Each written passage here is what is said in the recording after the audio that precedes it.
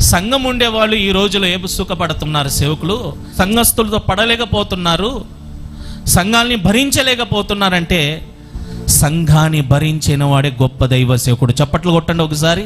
మనకి ఏదైనా కష్టాలు వచ్చినప్పుడు, బాధలు కలిగినప్పుడు, ఇబ్బంది కలిగినప్పుడు, అనారోగ్యంతో ఉన్నప్పుడు ఎవరు వస్తారండి చూడడానికి? రక్త సంబంధికులు వస్తారా?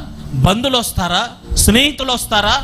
రక్త సంబంధికులు ఎవరు వస్తారు? సంఘస్థులే వస్తారు. దైవ సేవకుడు కష్టాలు ఉన్నప్పుడు, బాధలు ఉన్నప్పుడు, ఇబ్బంది కలిగినప్పుడు, మరి ఎలాంటి సమస్యలు ఉన్నప్పుడు సంఘస్థులే వస్తారు. సంఘాన్ని మనము మోస్తే దైవ సేవకులైన మమ్మల్ని వారు మోస్తారు.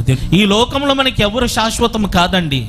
క్రీస్తే మనకు బంధు, ఈ సంఘమే మనకు బంధు. దైవ సేవకులకు ఇవ్వబడిన వంటి ఆజ్ఞం అంటే తన తల్లిని, తన తండ్రినైనాను, తన అక్క చెల్లినైనాను, తన భార్యనైనాను, తన ప్రాణము కూడా ద్వేషించకపోతే అతడు నా శిష్యుడు కానేరుడు. తన శిలువని ఎత్తుకొని నన్ను వెంబడించకపోతే అతడు నా శిష్యుడు కానేరుడు. తనకున్నటువంటి సమస్తాన్ని విడిచిపెట్టకపోతే అతడు నా శిష్యుడు కానేరుడు.